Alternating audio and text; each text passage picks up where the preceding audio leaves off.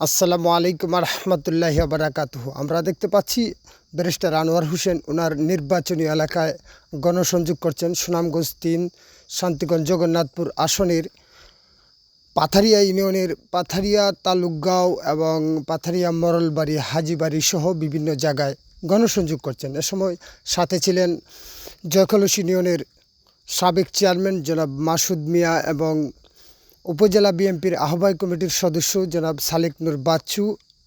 আরও সাথে ছিলেন বিএনপির নেতা জিয়াউর রহমান ফারুক মিয়া এবং এলাকার যুবক সহ এলাকার ময়মুরব্বী সবাই একসাথে সম্মিলিতভাবে গণসংযোগে অংশগ্রহণ করলেন। আমরা দেখানোর চেষ্টা করছি তার একটি ভিডিও চিত্র।